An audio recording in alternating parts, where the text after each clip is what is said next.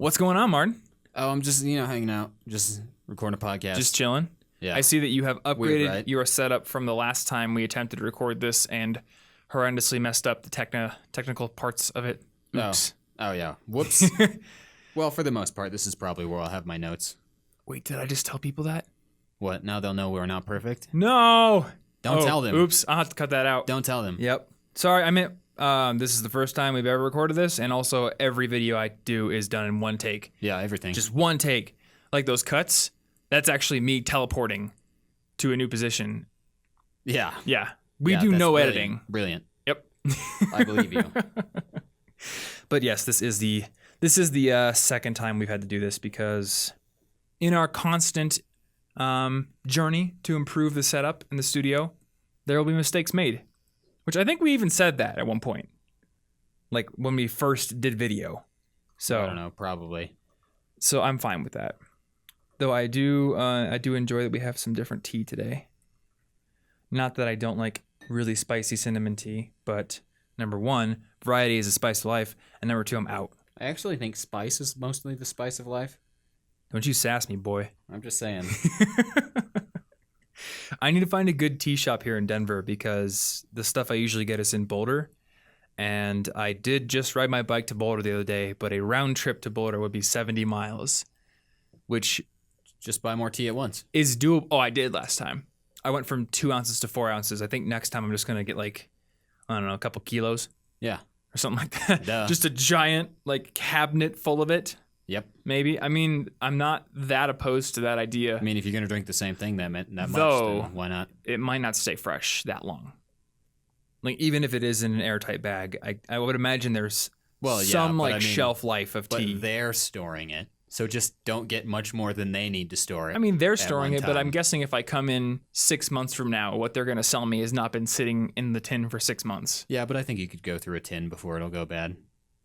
Because you drink the same tea all the time. Oh, I do, but I was saying 2 kilograms. I really don't think a tin is 2 kilograms. No, don't actually do that. That would be That's too much. a grain silo of it. No. Maybe a little less than that. but still. Obviously, you should do something reasonable Yeah. to this a lot. I did ride my bike to Boulder the other day. It's 34 miles to, and then because it got rained out, I took the bus back and just biked 6 miles from downtown to home. But it was a good 40-mile day. The bus have a bike rack on it? It did, but they were both taken up, so I had to shove my bike in the under storage. Fun. It wasn't a big deal. Wait, what under storage? Like under one of the seats? The buses did it actually have a have thing under the bus? Have you ever seen a charter bus? I mean, I've probably seen one, but They have these big cargo bin things they can open up that are below the cabin of the bus, basically. You access them from the side. Okay. Yeah, they're That's cool. at the same level as the wheels, pretty much. Yep. So I just shoved my bike in there and I was good to go. Yeah, I was a little bit freaking out at first because both the bike racks were full, and I was like, "Damn it, am I gonna have to wait?" Yeah. For an hour for the next bus. But no, it was all good. It was all good. Anyway, I have one little announcement that I want to share with our listeners because this is going out Tuesday, August. What's the date? 15th? Yes. I don't know. August 15th. Today is Crash Course Day. And by that I mean Tuesdays is when Crash Course Study Skills comes out. So if you're watching this on launch day, there will be a new Crash Course Study Skills on the Crash Course channel. Today, they usually publish at 3 to 4 p.m. Mountain Time. So later in the day, but I'm guessing by the time this is up on YouTube, it will be live. So if you want to learn how to read your textbook assignments more efficiently and remember what you read, that is the video that we are publishing on that channel this week. So we'll have linked in the description below, in the show notes, all those good places. But here on this episode, today we want to cover what to do to get prepared for the new semester. We've been getting a lot of questions on this, and I'm very sorry for messing up your pre-planned episode schedule, Martin. But I felt like this was a good topic to cover now. Oh, yeah. Because when did you say your sister starts classes? Next week? Monday. Monday, okay. So yeah, we're giving her a good 6 days. Hello, little sister. Hi, Martin's sister. So, I have a bunch of things to cover in this episode. I'm guessing you do as well. So why don't we just jump right into it? Yeah, I got some stuff. You got that giant outline there. I do have a big giant Take outline. us away, fearless leader. Don't you mean Ernie? No, you're a fearless leader. And if you think Ernie cannot be called fearless leader, then you don't understand Ernie of the Night Bus. He is a fearless leader. He is very of the night fearless. bus. Duh. Okay. So I guess the biggest thing for me is I think to be prepared for the new semester, you want to use the lack of obligations you have right now and the generally higher level of motivation to prep as much as you possibly can, build an organizational system, get things into your calendar, basically just set things up so that everything is easier later on when you are dealing with homework assignments and tests and studying and all that kind of stuff. And mattress jousting in the hallways. Yeah, especially mattress jousting. Mattress jousting. Yeah. Sometimes I transpose consonants. You know what it is. Yeah. Well, sometimes I trip over a linguidentical fricative. Linguidentical. That's not it. I love just making up linguistics. That's not it. Linguistics terms. I like making up a lot of them. Yeah. Well, every time I try to like make fun of you a little bit for linguistics, I don't remember the names of the actual terms, so I just make one up. That's fair. You were close. Linguifricadental.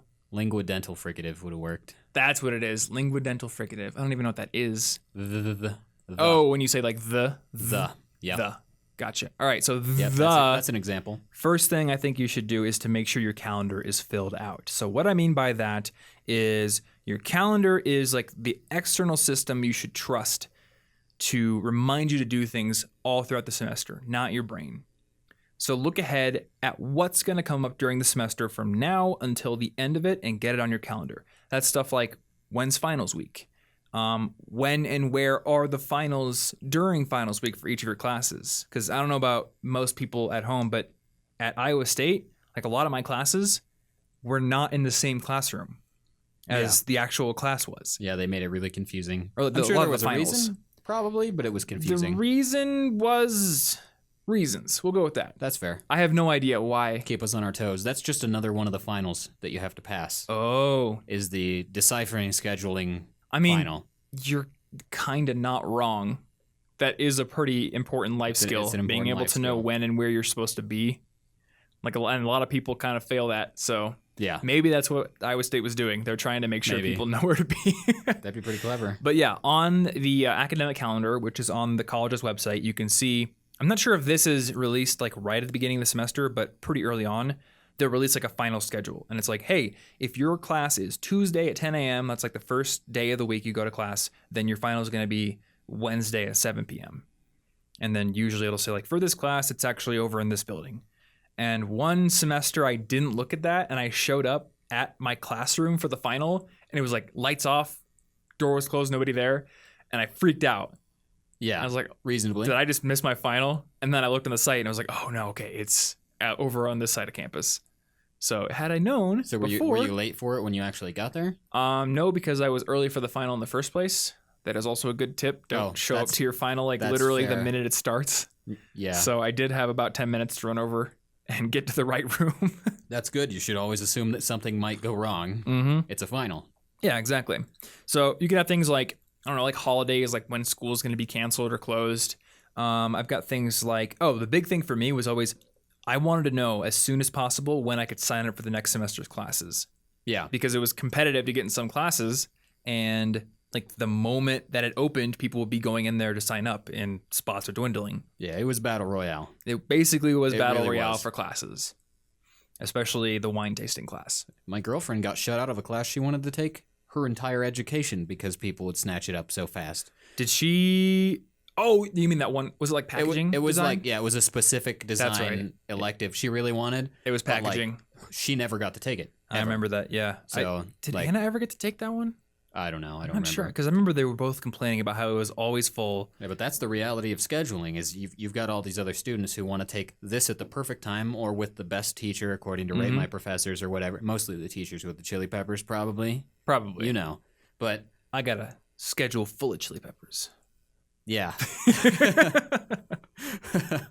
It's a spicy semester. But it's very important to be on top of that. It's a spicy semester. That's fair. I didn't actually think about that last time we tried to record this, but when you are signing up for new classes for the next semester, looking at Rate My Professors is something that is useful to do. And also asking upperclassmen. Actually, I think that is honestly a better way to do it. Because Rate My Professors is a decent source, but the one thing I've realized is you have to take it with a grain of salt, because a lot of people will let's just say, put their own shortcomings onto the professor. Like a lot of times, like this professor is really difficult, or they're really hard. Is like code for I was lazy, and I didn't want to study. No, I don't necessarily just look at the score. I definitely did read through actual reviews to find out. Okay, this person just didn't like that it was hard. That's fine because I like this topic. It's okay if it's hard as long as the teacher's willing to help. Did they say the teacher could help? This person never asked. I'm going to ignore that review. It's like Amazon, because half the tech things you're going to be like, this USB flash drive didn't work. Yeah, it's probably because you plugged it into the CD drive. Not even tech things. And like that, you just don't know what you're doing with the item. So you can't trust all reviews. A little while ago, I was looking for tie bars on Amazon. Wait, what? A tie bar is like you're wearing a tie, right? Oh, wait, yeah, that makes sense. If you want to keep it like... I thought tie like food, and then I was like bars like a protein bar, and I was like, what are tie bars? I've never had... Dude, I bet that exists. Probably, but no, I was looking for tie... Like, you can get a tie bar. It's just a little bar that clips your tie to your shirt like halfway down so the wind doesn't blow it everywhere. Yeah. And it looks kind of classy. Yeah, that makes sense. And I generally wear skinny ties if I'm not wearing my suit, so I wanted skinny tie bars. So I type in skinny tie bars, and I find one, and it says right in the description, these are 1 inch long. They are for skinny ties. And I go down to the reviews, and the 1-star review is like, yeah, these were super short. They barely even went halfway to on my tie. Yeah. I'm like, okay, so what you just did is you reviewed your comprehensive reading skills. Yeah. 1 star. Yeah, I'm giving 1 star to my ability to pay attention and read, not to the product. Yeah. And for everyone's information, the tie bars work just fine. And I've worn them a bunch of times. Sounds delicious. Yeah, rate my professors with a grain of salt.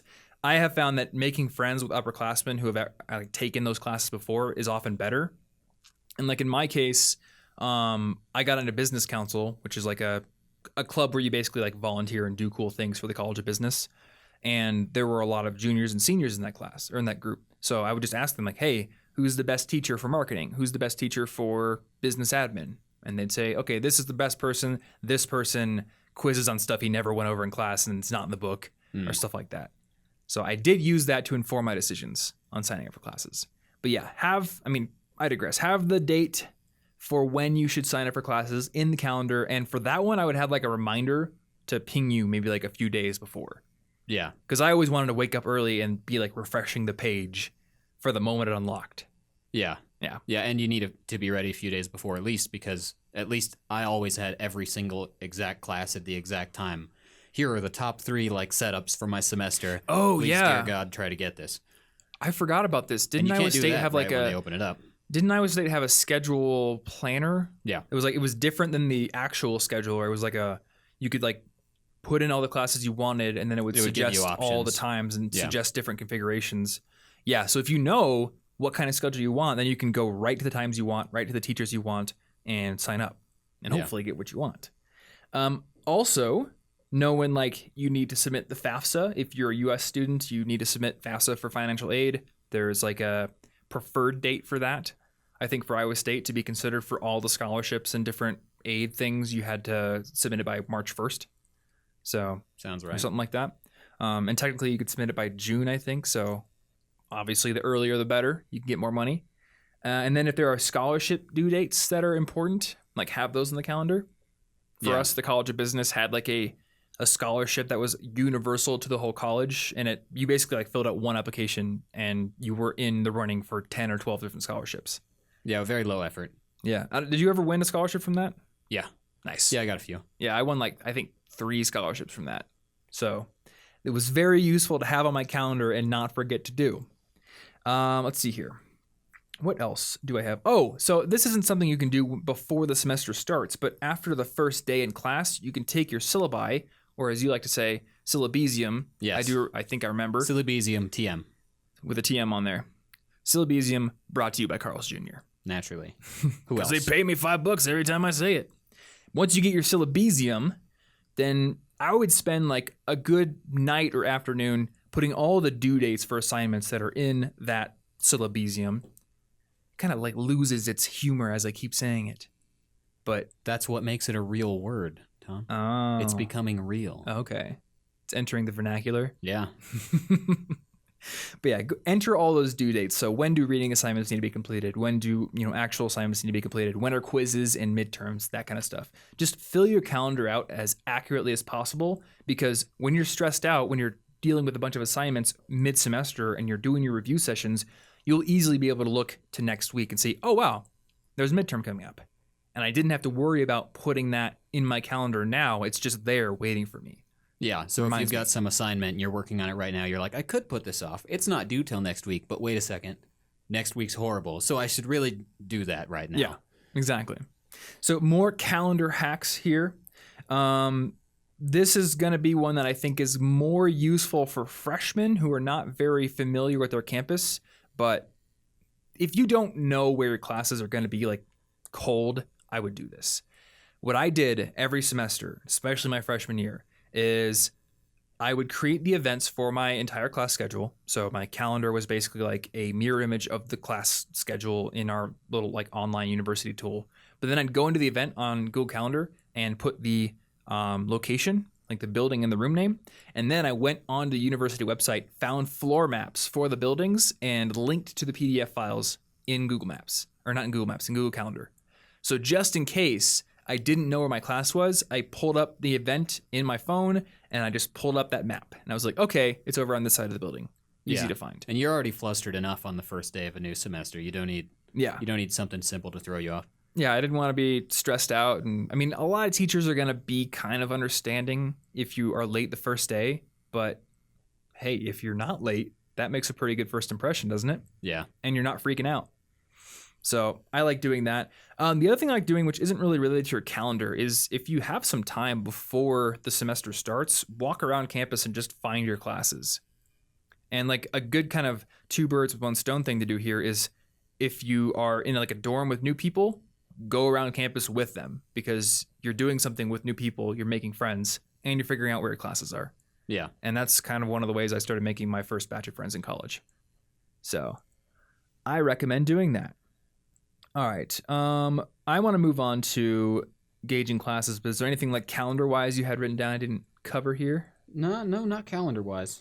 Cool. Or if you have something that I haven't talked about yet, I feel like I've been talking for the most part here because my outline-isium is pretty long. Your out-isium is a plural suffix, Tom. What are you doing? Well, I could have multiple outlines. How do you know? What are you doing? Because I'm looking at it. It's right there. Oops. All right. Anyway, coined terminology aside, I think we're good for now. I've got some stuff. It'll work better later. I've seen your outline. Cool. All right. So the next thing is once the classes start, at least if you're like me, you're going to have the temptation. Maybe temptation isn't the right word. You're just going to be compelled to do as well as you can. And a good example is when I first started taking my first MIS class, I wanted to read every single textbook assignment, all the reading assignments. And I literally still have them here in Evernote. Like there's MIS 330 notebook. There's chapter 1 reading notes. I have like this gigantic outline for everything the book went over. And I think for the first 4 chapters, I have those. And then like chapter 5 started getting a little bit less. And as time went on, I just stopped taking notes in general. And that turned out to actually be a good thing because I still pulled an A in the class. Yeah. Even though I stopped putting in so much effort. And the reason was I gauged the class early on and I started to realize, oh, he actually goes over basically everything that's in the book on the slides. So because I already need to be in class, I'm just going to pay really good attention. I'm going to take notes, and as long as I study those notes, I'm good to go. Yeah, and this is basically the same thing that I did every semester. Up until the first exam in each class, I would like do everything, read the passages, pay attention, take notes, and then after that, I would know how much effort was actually required. Like, was this really easy? Did I need to know this?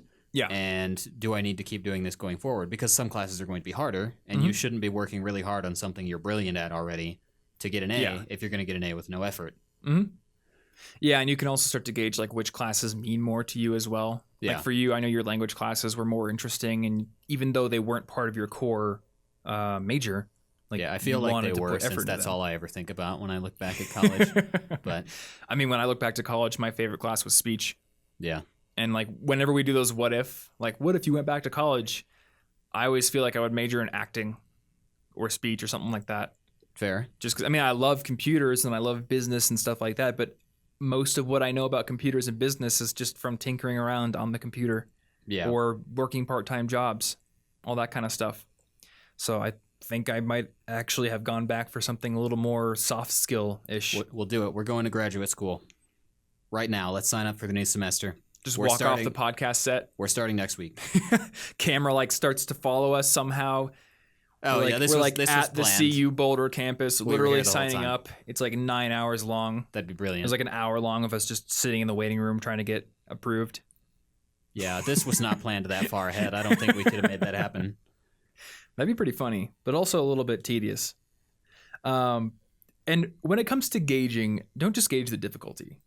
Like, gauge what kind of class is this? Is this a class where you really need to read the supplemental material? Is this a class where you really need to study in a certain different way? Like, just start paying attention to, what does the teacher cover on the slides? What did I see on the first exam? Did I see a lot of stuff from the textbook? Did I kind of start pattern matching from like the back of the textbook and the test? Like, I've been in classes where the test was, for all intents and purposes, the review questions and the vocab section at the back of the chapters. Yeah, and sometimes it's literally the same questions. Yeah. So it was my marketing class. I went to the end of the textbook chapters. I studied the vocab. I answered the questions. And then when I came to the test, it was like the same thing again. Yeah. So that saved me the tedium of like reading through all of the chapters. And I do want to say, like, we're not talking about just trying to get out of work for getting out of work's sake here. It's more like you have all these priorities and only limited amount of time to do them in. So if there's a class that's lower priority for you, find a way to do well in that class so that you can then divert time over to what you really care about. Yeah, it's about being efficient and effective. Yeah. Not really lazy. Not necessarily being lazy. All right. So the next thing I want to talk about is having a review habit every single week. So along with my general decline into laziness every semester, there was also a general decline into what I like to call entropy or chaos. That does tend to happen. Yeah. And this would always happen within my like to-do list, within my calendar, a lot of times within like file structures and stuff like that. I would start the new semester kind of like, remember Psychonauts?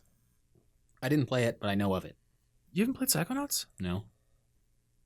Podcast over. Podcast over? We're done. I don't even know what system it's on. Was it on PC? Because I never played PC games. It was on PS2. I think it was on Xbox, and it is on Steam now on PC. I didn't have a PS2, and I didn't have an Xbox. Well, I have a PS2. Put it on Switch. And I'm pretty sure I have Psychonauts. I mean, who was Tim Schafer? Tim Schafer, if you're watching this, please put Psychonauts on the Switch. I'll buy anything on the Switch. I'll buy Barbie games on the Switch. I will absolutely buy it on the Switch. But it's on Steam, and I've got it on the PS2 if you ever want to play it. It's honestly a really great platform. I've seen a bit of it. I saw Clyde play some of it, I think. Okay, so for people who haven't played this game, you basically like go into the minds of other people, and like what's in their mind is the level. And there's one character who has his mind like super nice and tidy and boxed off and just like really locked down and organized. But then as the level goes on, you start to realize like a lot of things are repressed and it starts getting more chaotic and just things start going crazy. I love it. It's a genius game, but that is a good, accurate depiction of my semesters usually. I start out super organized, everything is great, and then as time goes on, it's all a mess. There's tasks that haven't been done. They have like due dates that are 3 weeks in the past. There are calendar events that are like recurring, but I'm no longer going to them anymore. Like, it's a mess. And you look at it and you're like, I can't trust my external systems anymore. So then you start relying on your brain to remember things. And that's when things start slipping through the cracks. Yeah, as soon as looking at your system isn't a habit, there's like, what is the system? The system is useless. If you don't look at like a task list every day or something, or a calendar, then it doesn't do anything for you. Yeah, it does absolutely Other than maybe make you feel guilty. It does make you feel guilty. So the way to deal with this, and I made a video about it that we can link to in the show notes, is have a weekly review habit where you review what went right, what went wrong, what did I intend to get done, and what's the reality. But also where you go in and you basically clear your systems back to neutral. You bring them to where they should be. So if there are tasks that didn't get done, you give them a due date. Or if you just realize, I don't need to do those anymore, okay, delete them. Yeah, I think yesterday I said you need to go in there and complete, delete, or make concrete, by which I mean scheduling. But like, there shouldn't be anything in there that is just hanging out for months at a time. If you're not doing it, it needs to be scheduled so that you do it, or it's not important, so you need to delete it. Mm-hmm. There's no reason to just leave 10 things in there that are constantly there, making you feel like you suck at doing things. Yeah. And I mean, this is something that, and I've done that. It doesn't end once school's done because we deal with it with Asana. Yeah, I absolutely fall prey to this. That's why I just go in there and say, no, that's not important. It's gone now. If I forget it, it's not important. Mm-hmm. And I haven't quite found a perfect way to do all the things in Asana. Like, I will usually, if I didn't get a task done and it's sitting there with a red date on there, I'll usually just like move it to this Friday. But then it's often just like a process of like kicking the can down the road a little bit, and then it never gets done. Yeah. So, well, the UX in Asana is a little more complex, and luckily than I think what the normal student's going to have to deal with. That's true. Well, I'm trying to put myself back in my student shoes. 12 projects that we are, but like I don't want to make the assumption that students only have to do school things with hard due dates that are like they must be done, otherwise you fail the assignment. Because when I was a student, there was always little things like I need to go buy a suit for my interviews coming up, or I need to go get my car oil changed, and like it was similarly easy to kick the can down the road. So one thing you can do is make like a maintenance day once a month or once every 2 weeks or something, where it's like, all right, this day I'm just going to block off like 6 hours. This is not time for homework. This is not time for studying. It's time for batching the maintenance tasks. Why did my light just turn off? Boom, another teleportation. Yeah. Not a cut at all. One of our lights definitely didn't just go out. No, that's ridiculous. I just like to sometimes weirdly teleport a little bit into the same exact position, but like slightly changed. Tom, the one thing about technology is that it's always perfect. It never has any problems or hiccups. Ever breaks. Ever. Just ask anybody who works with a cash register in one of those little thermal printers. Never breaks. Don't even talk about that. Yeah. I used to work at the grocery store, and I hate those printers so much. Thermal printers are dumb. And I also hate cash registers because they always like take a zillion years to boot up. Anyway, so maintenance days are very, very useful. And having these review days are also useful as well. So my suggestion is the same day that you have your review day, have your like next week's planning day. And Sunday is a really good day for this. So Sunday, sit down, figure out what went right next week or last week, what went wrong. Just kind of like ask yourself, what habits do I need to start cultivating to get over some of the problems I had last week? Bring your systems back to where they should be, and then review your to-do list and your calendar for what's coming up next week so you kind of know, you kind of preload into your mind everything you need to do during the week. Yeah. And that will keep you organized. Yeah. So I got a question for you. We get questions like this all the time from students who are ambitious, and they'll ask things like, all right, it's summer. Should I buy the textbooks for my next semester's classes early and get ahead? Well, you're asking somebody who just rented a textbook for a class he's not going to just because. But aside from that fact, some textbooks are cool. They're so cool. They're so fun. They're the best. I own a textbook.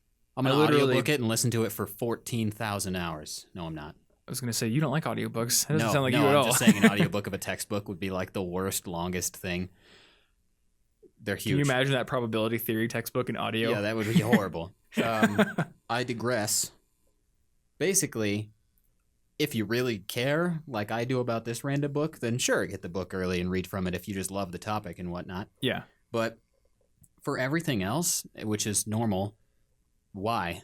I wouldn't do it, because unless it's an online course where you can do it at your own pace, and potentially you could front load a bunch of work on one weekend and like finish half the class, and that'd be cool. Yeah. But for most normal classes, you have to go to lectures. A lot of them have attendance required, or you're going to get grade points docked later. And if you're going to the lectures and you have to do the homework as they tell you to do it, you can't do it early, then you still have to go over those things again later. So really, You're just going over them twice.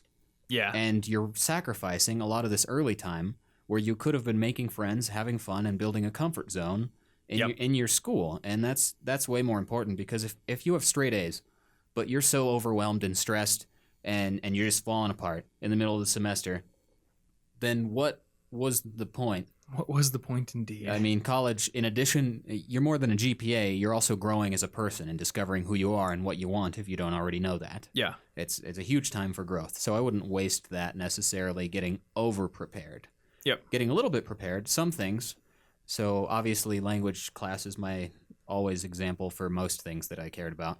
But so when I had a French class, I would practice my French accent very early on because that's a very small, easy to practice base level skill. This one base level skill improves the rest of my performance throughout the rest of the semester. That kind of thing could be nice to do early. But and the an actual accent kind of grammar and takes stuff, a while to cultivate, right? yeah, well, you have to teach your mouth the physical rules of how to make a sound. Yeah. And sometimes you can't even hear the difference between the sounds, so you have to learn how to hear the sound before you can even hear whether you're making it correctly. Okay, yeah. So that kind of thing I could see working on early, but I didn't work early on all the grammar because the class is designed to teach you at a pace that you can learn the topic. Mm-hmm. That's what the teacher works so hard at making a syllabus for. Yeah, that makes sense. Is to spread it out along the right amount of time. Mm-hmm.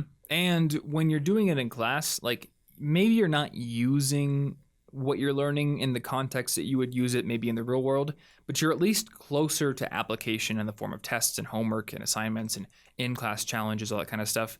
And I'm like a big proponent of just-in-time learning. Like, I need to learn this. Okay, I'm going to go learn it. Because when you're learning just in time, your brain knows it's important. Whereas if you're just learning for the sake of like being weirdly over-prepared for the class, I think you're not going to retain as much. Yeah. So really you're wasting time. And then when you go to class, like if you go to all your classes like we recommend, you're stuck in the class. Like, you're already going to be there. Why not just use that time? Yeah. And aside from just the efficiency, honestly, if I had prepared for, let's just say econ, that class was fun enough. I actually enjoyed it. But if I had studied everything ahead of time and then I hence made every one of the lectures incredibly boring, what would likely happen, as I found myself very bored sitting there every time, was that I would be slowly forgetting the stuff I read early and not even realize it until the test comes up, and I'd be like, oh yeah, I read that months ago, and now I have no idea what it is. And I can't bring it back to mind. So not only is the class boring, and I lost a bunch of time I could have been with friends and getting used to things, but now I've accidentally forgotten things, didn't know it, and blindsided myself on the exam. Yeah. It's just, unless you're really into the topic and you are going to keep learning it and you want to be the best at it, like me with language, then I probably wouldn't. Yeah, I think if you're super into it and you have a class coming up next semester, like, who cares? Well, if you're thinking about it often enough to care about it like that, then you probably won't forget it. You care about it. Yep. I just wanted to bring this up because we get questions from people who like very clearly just want to get ahead so they can be ahead. Well, I admire the ambition. Yeah. That's true. It'll probably help you somewhere else. There's a time and a place for everything. This is not the most effective use of it in most cases, I think. Yeah, it would be like us, I don't know, like weirdly converting the entire site to HTML5 because like in 4 years it needs to be like I think that or something. Also, we've talked about what if we just like batch recorded like 10 podcasts. Yes, but then at the end of 10 podcasts, we're probably so rusty that like the next several, we've waited like another 2.5 months to record. The next several podcasts are going to be not as good because we're going to be less comfortable on the microphone. I've actually had that happen. Yeah. Not with this podcast, but with Listen Money Matters. Like, we've done 5 in a day, and because we publish once a week, it's like 5 weeks before I talk to Andrew again. Like, talk to him at all. Yeah. So it's like 5 weeks. Oh, hey, what's up, dude? And now I have to act like we're, we've been talking like all the time. Yeah, so you lost... And we haven't been. You lost the negatives of doing it every week, but you also lost the positives of doing it every week. Yeah. There is value in coming back every week and practicing on a regular basis. Yeah. Cool. All right. So, you know what? I don't know if I talked about this when we first recorded this episode, so maybe it's a good thing that we were re-recording it. Make sure your computer's backed up. I remember... Don't do it. Delete all your files. My freshman year, I had a job at the campus IT center, so I knew this. But I was at the library one day, sitting there on my laptop, just doing some homework, and there's this girl pretty close to me, and I just watch as her computer straight up dies. How bad? Like it explodes, or it just shut off. Blue screens. Literally, it was Windows. It was a Mac actually. Okay, I don't know what a Macs do. I don't know. It just shut off. Would not boot. She had it plugged in. Like clearly the battery was working. Something had gone wrong, and I'm there. Like I work in IT, so I'm trying to help, and it's just like not coming up. We take it to the tech center. Like turns out it's just totally host for some reason. I don't remember why. And I'm like, okay, did you have a backup of your files? And she says, no. I'm like, no USB drive, no thumb drive, no Dropbox, nothing. So literally all of her work was gone in an instant. That sounds like a fantastic way to start up the semester. Now that I'm thinking about it, well, no, this was like into the semester, so it wasn't like just right away. Like she had even better, put in several months of work. So don't let that happen to you. Nothing like having your soul crushed. Yeah. So my recommendation for students at this point is Google Drive. And I know we've been using Dropbox for years. Well, I'm still using Dropbox. I don't think Google Drive did this sort of thing back when I started using Dropbox. I could upload things, but I don't think it had the live constantly sync thing on yet. Dropbox was the first one. I don't know if it was the first one, but it was very, very, very first early one I knew on. about. I think like I've read that the dude who made Dropbox basically like wrote the architecture for Cloud Sync that most other Cloud Sync things use now. So it was probably the first one or the first commercially available one. But regardless, we've been using Dropbox for a long time. I think we've gotten to the point though where like Google Drive is just as good as Dropbox. And the thing is you get 15 gigabytes free. And with Dropbox you get 2. Yeah, you get 2. Wow, it's been so long. And I forgot that amount. When you need to upgrade, the lowest tier you can go to with Dropbox is $10 a month for a terabyte. But with Google Drive, you can go to $2 a month for 100 gigabytes. I would have appreciated that a lot in college, honestly. Yeah. I didn't upgrade forever because I was like, why a terabyte? Now I need it, but why? Yeah. In college, I didn't need that much yet. In college, Dropbox had like this referral program where like if you got your friends to sign up, you get, I think it was like 500 megabytes per friend. Yeah. And I was insane. I was like an Amway salesman about it. So I think I worked my way up to like 23 free gigabytes with Dropbox. That's pretty nice. So I never had to pay during college, but I clearly had more than 2 gigabytes in there. So $2 a month for 100 gigabytes, like that would have been enough for me. I think it would be enough for me literally now. The only thing that puts me over is the need to have video files in the cloud for the editors. Oh, yeah. But like other than that, like photos, I don't have 100 gigabytes of photos. And what else do I put in there? Like a few music songs. Everything else is in Spotify files. So yeah, at this point, and we talked about how like they have like version control and stuff. Like I looked at Google Drive's version control today. It's equivalent to Dropbox's. They keep your files like every time you save it, they keep a revision of it for 30 days. So like even if you totally mess up a Word document or your roommate goes in and they're just like deletes everything, types butts 50 times and hits save, like you can go into Drive or Dropbox, either one, go into the version history and recover your file. Yeah, versioning is not just helpful for programmers. Yes, though it is very helpful for programmers. Oh, it's basically necessary for programmers. Don't not have it. But for everybody else, it is still very helpful. I remember the days of when I used to do the coding in College Info Geek. I'd make changes on live. Yeah. And for people who don't know what I'm talking about, I would literally log into the code that was live on the internet and just change it on the fly while the website was still up. And if I broke something, anybody on the site was like, if they refreshed the page, it would break. Yeah. So now, because Martin is a better coder than me, we like test a zillion times on a dev server that's like on your computer and nowhere else. And then once we know it's good, we push it up, which is pretty sweet. Yeah. But yeah, make sure your computer's backed up, and $2 a month if you need more than 15 gigabytes, not bad at all. Yeah, I mean, if I was starting over as a student right now, that certainly does sound like the deal. I would be okay with $2 a month way before 10. I was like a Netflix for files, then I don't need a terabyte. Why? Mm-hmm. Though I think the one thing I was telling you earlier today is like I love that you get like the docs and sheets and everything, but apparently Dropbox like automatically signs you up for like the free Microsoft Office apps online. So you do still have to pay if you want like full-fledged Word, full-fledged Excel. You have to pay for those. Like as a downloadable application? You can still use the web version or what? I'm not a Microsoft expert these days, but I think, okay, I know you can buy Office as a standalone desktop thing like one time because I did that for my mom. Yeah. She didn't want to pay a monthly fee. I'm still running off that. Or you can get like Office 365, which I think you pay a certain amount per month, and you can get like OneDrive, which is also a competitor to Dropbox and Google Drive. But apparently like there's like these light versions of the online Office apps that are also integrated with Dropbox.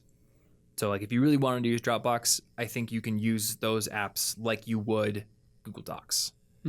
That's cool. Roughly equivalent, except for you get way more storage for free with Docs. Yeah. Or with Drive. So that's why I recommend it. So the next thing I wanted to talk about was on-campus jobs. I love on-campus jobs. Yeah. But because this is probably the midway point in the episode, first I want to talk about our sponsor this week. We do have a sponsor this week, and it's the same sponsor we've had for the past couple of months, FreshBooks. Now, FreshBooks is a great tool for anybody who's going into college or even in high school who does work on their own, like as a freelancer or as an independent business person. And I know some of you out there do that because I did it during college. Even in high school, actually. Like right near the tail end of high school, I had a web design business. Yeah, way before I did. Now, I think we've used the web design example a couple of times here. So I wanted to think of a different example of a business that somebody in college could run on their own who might need this. And I had another idea. I mowed lawns when I was a teenager. And then just recently when we lived in Iowa, we were paying a guy who went to Iowa State to come mow our lawn every single week. And it was kind of a pain for him because he didn't have a system where he could like easily invoice me. I just had to write him a check every single week, and then he probably had to take it to the bank. Yeah, and and all like these you were things. gone one week, and like I had to hand him a check or do some other nonsense. There was always like these texts back and forth to figure everything out. So if you have your own lawn mowing business, or if you're a web developer like I was, if you do any kind of freelance stuff, FreshBooks makes all like the accounting stuff and all the invoicing stuff and getting paid by your clients way, way easier. So for one, you can log into your account. You see this dashboard where you see exactly how much money has come in during the year, so you can kind of gauge the health of your business, which is always good to do. And you see who owes you what, so you know like what's coming in. You never let anything slip through the cracks. But the best part about it is when it comes time to bill the people that you're doing stuff for, you can create like these super professional online invoices in like 30 seconds. You send them over to them, and when they open the email to see that invoice, you can see when they've done that. So there's no more of that like, hey, did you see my invoice? Oh no, man, I'll check my email later tonight, and like waiting for stuff a ton of times, like waiting for checks in the mail. Yeah. The other nice thing is you can do online payments. So like Kayla, our content manager, she invoices me via FreshBooks. I just pay her online straight from the invoice page, which makes it really easy for me to pay, and I pay like right away because of it. I don't have to like make a task to write a check and then do it when I have time. Yeah. It's like, boom, done. So the other thing I found out today, I looked this up because I was thinking about the lawn mowing example. This guy came to our house and he mowed the lawn twice a month, I think. I think it was that. So I was like, I wonder if FreshBooks has like a recurring invoice thing where it can just be like an automatic thing every 2 weeks that goes to the client without you having to make it. And they do. And what's better than that, they have an automatic payment option. So if you're like a lawnmower and you get a client, you could be like, all right, it's going to be, I don't know, $40 every 2 weeks to mow your lawn. But instead of you having to write me a check every 2 weeks and be home for it or whatever, or even just log in and pay the invoice online, you can set up a payment plan for them where it's just every single month, every 2 weeks, it will charge them. If I had to hire a lawnmower and one of them presented me that option, I would immediately, I don't even care about how professional the invoices are. Them charging me online and having that set up is so much professional by itself. Yeah. And then the invoices on top of it, I'd definitely go with them. I mean, like the bigger lawn mowing companies will already do that. They'll like put you on a subscription plan. But I didn't want to go with a bigger lawn mowing company because I know a lot of them will try to like sell you on stuff you don't need. I just wanted like a college kid to mow the lawn and keep it short enough so the neighbors wouldn't yell at me. But it was a little bit annoying to have to pay him with a check every 2 weeks and have to like answer the door and make sure I was home, make sure I wasn't on a podcast and hand it to him. Like if you would have had that, it would have been great. He'd just show up. I would have never had to think about it. Yeah. Which is what I want to do with lawns, which is why I live in an apartment now. Yeah, exactly. No lawns. Hashtag no lawns. So if you do mow lawns for people, or if you build websites for people, or if you do logo design and graphic design like my girlfriend does, or like Ashley does, any kind of independent work FreshBooks can help you with, and you can get a free 30-day trial by going over to freshbooks.com/CIG, and that will get you unlimited use for 30 days. And when you do that, you can put College Info Geek in that How Did You Hear About Us section so they know you came from this show. And thanks to FreshBooks for sponsoring this episode. All right, so we've got the freelance stuff out of the way. I also want to talk about part-time jobs. Yes. In my experience, part-time jobs are easier to get near the beginning of the semester or before classes start. And the reason is a lot of departments have a part-time employee who goes home for the summer. And a lot of times the student will quit when they go home for the summer. Maybe they're doing an internship. You know, it's just like easy money for them that one semester. A lot of students graduate and they leave their part-time jobs. So then the good part-time jobs open up during the summer, and a lot of times there just isn't enough people on campus to fill those jobs. Yeah. So if you can get in, and maybe your university has like a part-time job board on their online tool or whatever, you can go apply, and it's going to be a lot easier to get the good jobs early on. Yeah, especially if you want to be picky about what kind of Yes. job you want or what department you want it to be in. And we've talked about that, like that 4-tier system of part-time job desirability. Tier 1 is anything that's related to your major. Tier 2 is like soft skill jobs, communication skills, planning skills, anything that will impress an employer later on. Tier 3 is the warm body jobs where you can do homework or whatever you want while getting paid. And then tier 4 is like everything else, where it's still a job, but it's like working at a restaurant or something where you don't get those ancillary benefits so much. Yeah. So if you want, a tier 1 or tier 2 job, timing is definitely your friend. And I actually got one of my best jobs on campus near the beginning of the semester. I think it paid me like $12 an hour. So yeah, it's pretty good for a student. It was good to look in there. And I don't know about you, but I would actually look at the job board every single week, usually. Yeah, I absolutely just out of curiosity. Did. And I did that every week because I wanted to look specifically for tech jobs, and I also wanted to look for stuff happening in the language department just in case I could get any job there that I could do that would be kind of a cool networking, get to know people that like things I like situation. Yeah. But I ended up getting a temporary position, a 3-month web dev project that paid $14 an hour. Which was like the highest paying thing I did in That's college. more than I ever got. And it would, because it was a temporary project, and they were just like the last person who did this. I don't know their name, so I can't make them feel bad on this podcast. But they just like messed it up. It didn't work. They had a lot of problems, and they needed somebody to come fix it in 3 months. Wait, was that the one that turned out to be too much for even you? No, that was a different one. Okay, because I remember you telling me about that one paid way more. Wasn't it some job where they just like realized this was a job for like a pro coder and they kept trying to hire students for it? I came in there like feeling overqualified for what they had placed on the ad, and then I looked at it and I was like, the person who did this has at least 5 years more solid experience than me, like full-time knowledge level. So I don't know why you think I can do this right now. I just can't. I tried learning it and I was like, I'm not ready. And then as the years went by, that job stayed open, and they kept raising the price they were offering for it because they couldn't find anybody. They should have just hired like a full-time coder. They should have just done that with a degree to do that job. But I digress. You do run into situations, because I had the same thing happen to me, where you run into situations where you realize the person who came before you was like just this unicorn. Yeah. That was brilliant beyond what most students are at that time. And yeah, when I came into this job during my senior year, they hired me as a web developer to maintain the website.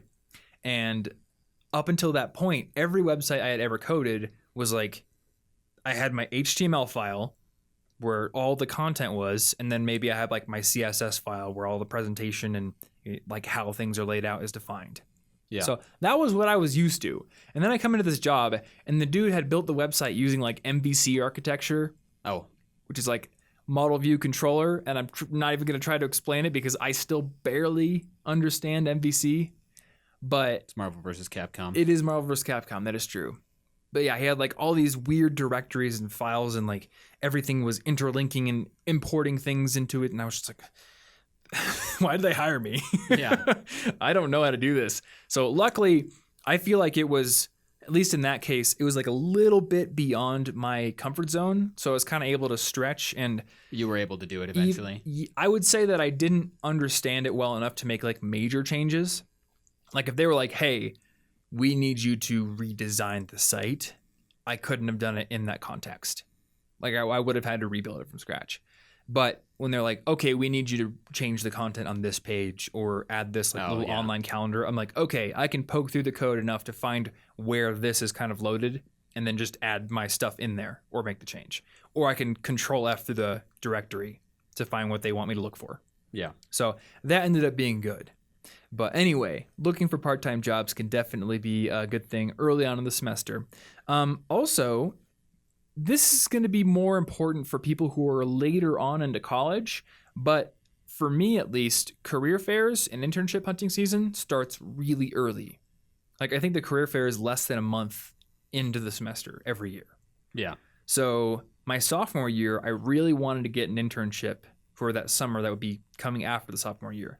And a lot of people don't know this, but if you want an internship after a sophomore year, you start looking at the beginning of your sophomore year, because that's when the career fair is. And a lot of companies, they want to make their hires really shortly after the career fair. I'm not sure why, because then they wait like 8 or 9 months to bring the person on, but that's just how companies work. at least with a lot of universities here in the US. So I wanted to be as prepared as possible for the career fair. So I did a few things really early on in the semester. Thing number one, I took my resume to the career counselor and I had her look over it. And at first I was like, okay, I'm doing this kind of out of obligation because I must have written into a blog post or something. And I'm like, practice what I preach. Yeah. And I was like, I'm good at resumes. I've looked over my resume a billion times. I've looked at blog posts on how to make a resume. I'm just doing this to like cross all my T's and dot my I's. And then I got into the office with her and she marked that resume up with so many things. Like I couldn't believe it. And she found typos too. Don't get cocky, kid. She found typos. Yeah, I was definitely cocky. So it is very much worth it to get your resume reviewed by a professional or at least a second set of eyes. Because we're not good at proofreading our own stuff. Yeah. Very clearly. And she also pointed out some other things that were like more important than typos. I mean, a typo is pretty important. Because if there's a typo on your resume, more substantial, I'm just going to throw it away, like if I'm a hiring manager.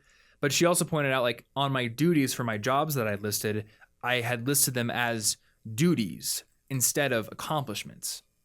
So, like, for the web development job, I might have said, like, maintained the Iowa State botany website instead of, did this, this, and this.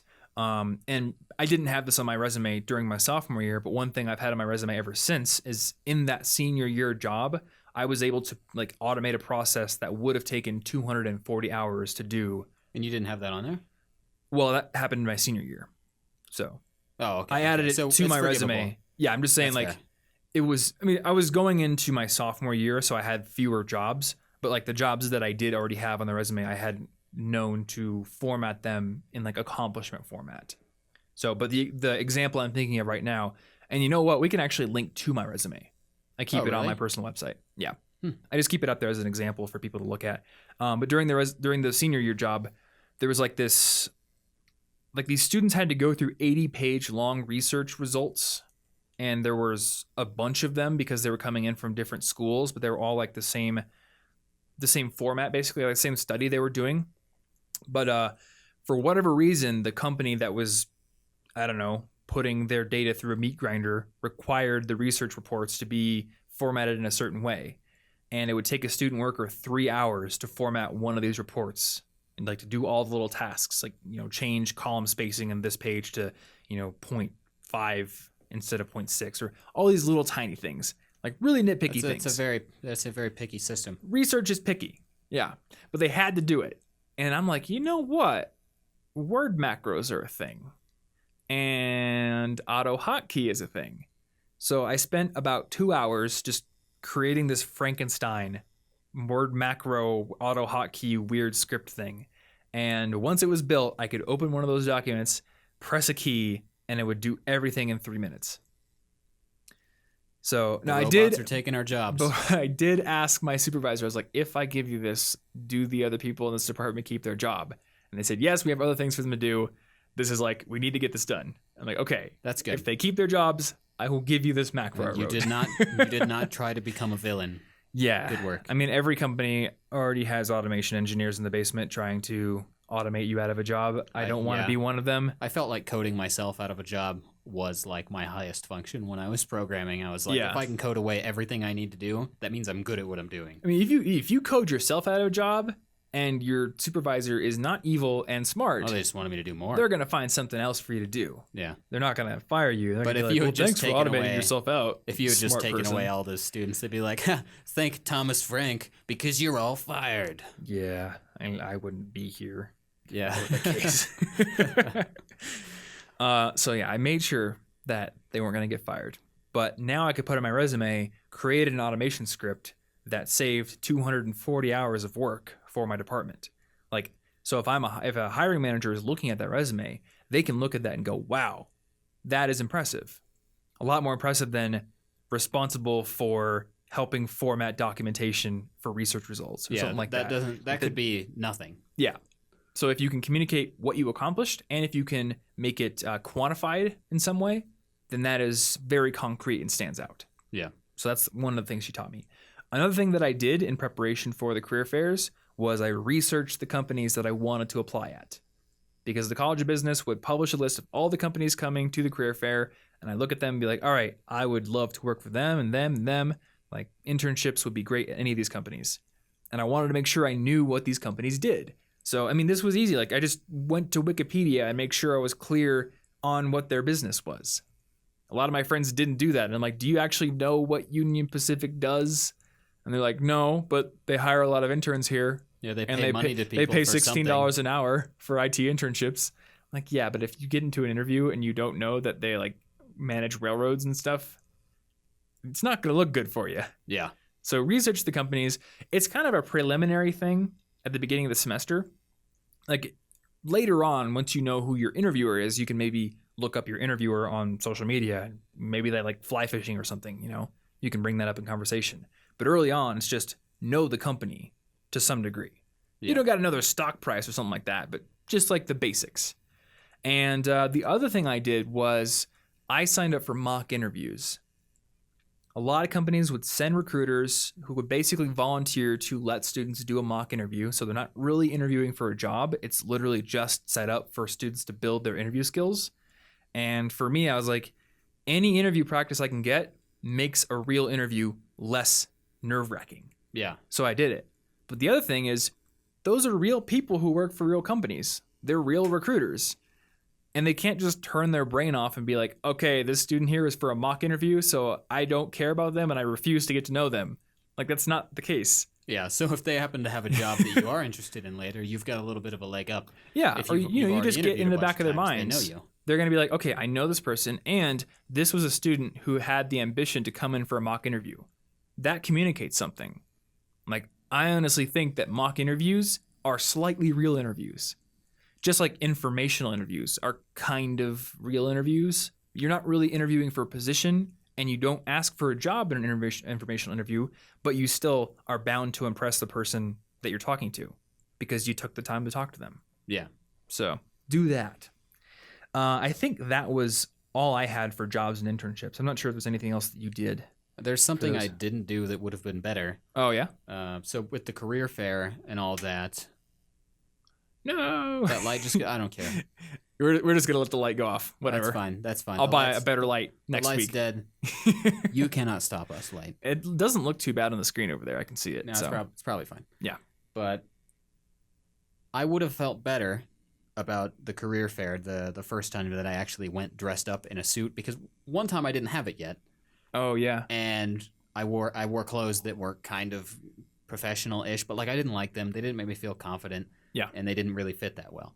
So if in the beginning of the semester I had, and this works for budgeting in general too, because you get your limited amount of financial aid you know about, your jobs in the beginning. So these big purchases might be nice to make then. So if I would have purchased a suit and all the little portfolio things and the shoes, and then I could have time to get my suit tailored as well, it would fit right.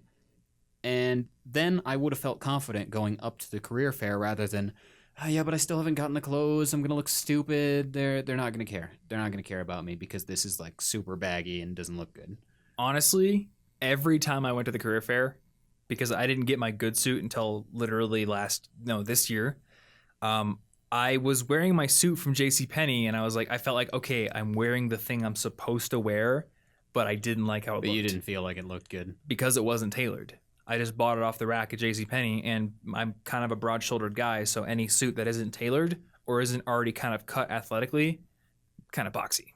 Yeah. So, yeah, get your suit tailored. Yeah, but had I done that stuff early on in the semester, it would have been easier to find the time to get it tailored and find the money to pay for it. Yeah. And with the budgeting thing in general, setting up a budget is also a good idea near the beginning, just because you know what the money is. Mm-hmm. And if you wait until halfway through the semester to set up your budget, you may accidentally find, because who knows, maybe you have thousands of dollars from financial aid to like live on. You're just like, I've got all the money in the world. I'll go out to eat every day. You live like a king for like 2 months, and now you've got to eat instant ramen the rest of the semester because you just set up a budget and realized you're out of money. Yeah. And that's something we need to talk about in the budgeting episode we're going to do soon. Yeah. Because usually budgeting is kind of set up with like, I've got this much coming in every month. So I kind of know that next month is payday as well. But a lot of students get a big influx of cash at the beginning of the semester, and then it's like it's got to last all throughout. Yeah, and if you're just like, not all used right, to that. yeah, you're not used to it, and if you're just like, all right, all I ever got to buy is food and burritos, and more burritos, and that's it. And then later in the semester, you realize, oh no, I got to buy a suit, or I got to buy new tires for my car, or I got to buy a over the garden wall Halloween costume that costs $120 because it's awesome. Like, then there's no money left over. Is that a real thing? I don't know. Oh, okay. I just said it because I know you like that, and Fair. I would guess that you literally did dress up from but I that. made it out of stuff from like Goodwill. Yeah, I would say your costume did not look like it was $120. I would hope not. It was pretty good though. I would hope it's not $120. It's pretty simple clothes. What was it? Just like a strip of felt over your eyes with like eye holes? Yeah, it was just like regular clothes. Yeah.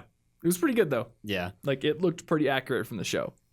But yes, that is something you can definitely do is like think about what expenses are coming in the semester, maybe a little bit earlier or later on, and then you can plan for those. Yeah. Put money in your savings account, something like that.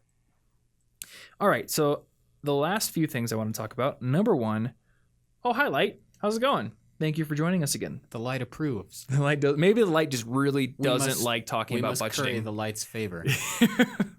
I'm guessing there's just some, it's an LED. I don't know. Maybe there's some like capacitor that deals with the AC power and it just overloads after a while. No, it's conscious. Or it's conscious. That's what I'm going with. All the lights in the studio, they have feelings. Don't hurt them. I would never. I'm surrounded. That's true. You're surrounded. And they could leave us in darkness. All right. So first off, build relationships with your professors early on. You can do this actually before classes start. One thing I've done is sometimes I've emailed professors and I've said, hey, I noticed that this textbook is recommended, but it's like the newest edition. Could I get by with the previous edition? And in certain cases, professors have said, yes. Sometimes there's like an online thing, but sometimes there's no assignments on the online thing, so you don't need the code for assignments. It's just like there's quizzes you could take for review. Yeah. So in one class, I bought the previous edition of the book for $1 off Amazon. And then I just made a friend in class and I was like, hey, can I log into your online thing to do the quiz review things? And she said, sure, that's fine. So that saved me a bunch of money. Nice. And then you can also, that's like a good way to sort of build an initial point of contact with the professor. But then your first day in class, go up and introduce yourself. Because you're going to start building a connection with all of your professors. You're going to get to know them. They'll get to know you. And they might tell you about things you would have otherwise missed. Like conferences or opportunities. Or maybe even like they need a research assistant. Yeah. Who are they going to think of when they need a research assistant? Not the person who's like sleeping in the back of the class who they've never even met before. It's going to be the person who came up and shook their hand first day of class. Yeah, especially if it's a class where you like the subject matter. Mm-hmm. That is also a great networking opportunity. Obviously, they work literally in that same topic. So I think you should do it for every class, though. Because I've talked about this in another video, and one person was like, yeah, but which professors do I go up and introduce myself to? And I'm like, all of them. You're going to be in those classes. There's no reason not to know your professor. The thing is, like, say you're taking a, biology class as a prereq for something, or like it's a gen ed that you have to take. Yeah. And you're a business major. You don't care about biology. Still, if you know your professor, there's a huge benefit. Because when you know the professor, you have skin in the game when you go to class. And you're going to be more attentive because you know they have, like, they're going to be paying extra special attention to you because they know you. Yeah. Just like you pay extra attention to anybody you know in a room at a party. Like, you just know them. So you automatically think about them more. And I know from personal experience, in the classes where I've known my professors, I was more likely to sit up front and pay attention and take good notes and do well. And in the classes where I never took the time to introduce myself, a lot of times I'd go to the back, I'd sell computers on Craigslist and just, not pay attention. Yeah. Like, work on blog posts. Yeah. Obviously, you're going to get grades for your homework and you're in the class, but it's like your database entry is in the class. But when you know the professor, like, you are in the class, you're bought in, you're engaged. Yeah, I absolutely tried harder in the classes where I was like basically friends with the teacher because I didn't want to disappoint them. Yeah. Yeah. You know that they are going to be disappointed if you don't come to class. Yeah. In fact, my philosophy professor, I got to know him, but then I skipped some classes during my freshman year. And he called me out on it the next time I came in. Yeah. He's like, "Oh, Thomas, I haven't seen you in a while. Where you been? Yeah, Sick?" you could have gotten away with it if you had never introduced yourself, but now it's too late. If it wasn't for that meddling philosophy professor. Yep. And all his ethical conundrums. Quanundrums? Yeah, quandaries and conundrums mixed together. I was going to say quandaries, and then I was like, Yep. Fair. All right. So last week in the Essentialism episode, we talked about how essentialists spend more time exploring their options because when they do find something they care about, they really focus on it. Yeah. So if you're a freshman, if you are brand new to your school, do this. Beginning of the semester, try lots of clubs, go out for intramural sport, meet lots of people, just play the field, you know? Yeah, you shouldn't just necessarily stick to the first thing you see. Mm-hmm. You have to try out a bunch of stuff to find out what's worth it. Yeah. And on that note, I think, a lot of students, they come into school and they are homesick. And if you just commit to exploring right away, trying things out, meeting people as soon as you can, you don't give yourself time to be homesick. Yeah. I found the people who are homesick, and I actually experienced this as an RA, like the people who are homesick or a lot of times are the ones who weren't really hooked in right away because now they have all this downtime to sit in their room and realize how lonely they are. They're just kind of ruminating. Yeah, exactly. They're just sitting there brooding. But if you're like, oh, wow, I've got this intramural, ultimate Frisbee game coming up in an hour, and then I have to go to guitar club, there's no time to be homesick, and you're interacting with people. I could sit here and feel lonely, but I'm going to be late, so I should probably just pencil that in for later. Yeah, and I mean, earlier, didn't you mention, you want to build a comfort zone right away? Yeah, and we talked a little bit about this in part 3 of the Path to College series, but I think, and I did this coming to Denver, so it's not just a school thing, but especially if you moved away from your parents, away from maybe your hometown, like I did, building a comfort zone is very important, and that means a lot of things. So it means getting to know the area, getting to know where's your favorite place to sit down and eat. What's your favorite meal? What makes you feel really good about being there? Where's your favorite place to hang out with friends? Is it just in the dorms? That's fine. But where's your favorite place to be alone if you get really stressed or you need to focus? Somewhere in the library? Somewhere in a park? Mm-hmm. Where do you want to go to feel comfortable if things get stressful? Yeah. And that's really important because unless you have basically these are the puzzle pieces to your routine, your daily habits. I'm stressed. What do I naturally think to do? Go mope in my room or go to the Botanic Gardens here in Denver and kind of refresh myself. Mm-hmm. So when I came to Denver, I tried to do these things. I tried to get to know my closely surrounding environment, my favorite places to relax, my favorite foods, and that makes it easier to just sort of go about my day without going, oh no, normally I would have gone to this place right now because I'm really stressed, but that's my hometown. I can't go there right now. I'm lost. What do? I'm just going to stand here and freak out for a bit. Well, like in your case, with the example of the Botanic Gardens, you're associating stress relief with something that is unique to Denver. Yeah. So you're strengthening the position of this new home versus your previous home. Whereas if you just, mope in your room, you kind of wish that, oh, I really wish this was my old home. Yeah, all you're thinking room about isn't is really the old unique. place. Exactly, yeah. So in college, if you have a group of friends you can go hang out with or a really cool spot on campus or maybe in the library, that is associated with your new home. So building your comfort zone within that new home is a good thing to do. Yeah. To get rid of that homesickness. Cool. So the last thing that I wanted to talk about was having the right gear.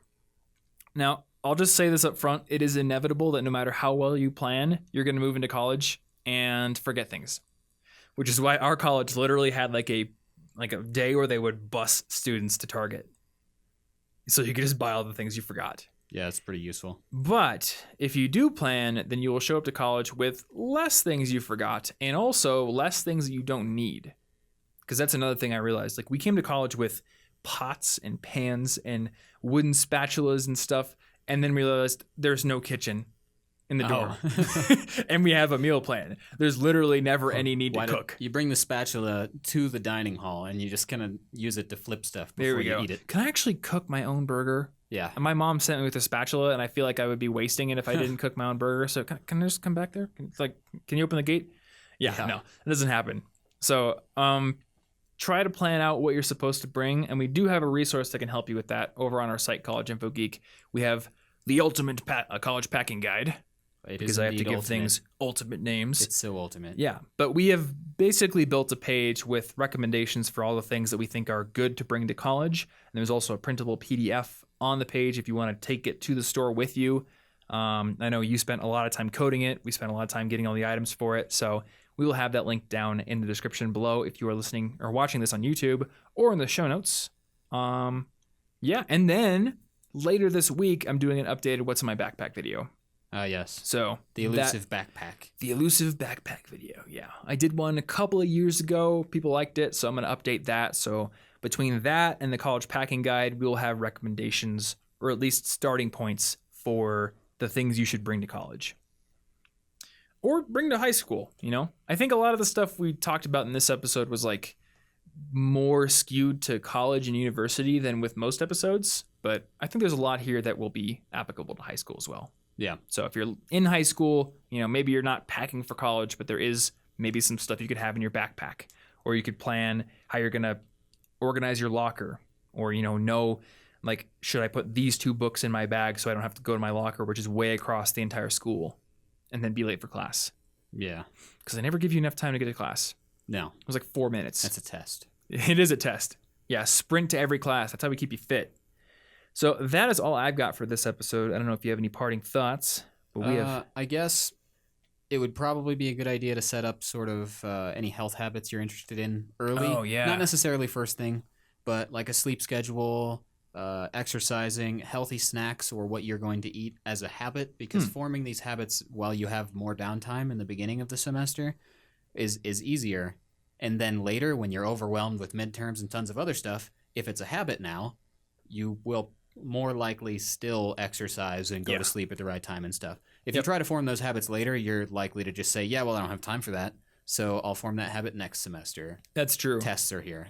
It's the difference between already having that part of your schedule blocked off and going and doing it versus like trying to squeeze it in. Yeah, and once it becomes kind of natural, you'll just respect that time. Yeah.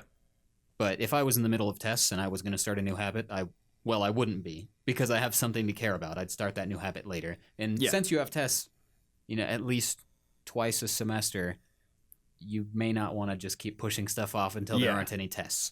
Yep. That would be a good idea. But that's about all I can think of. Cool. Yeah, it is a good tip, so I'm glad you added it.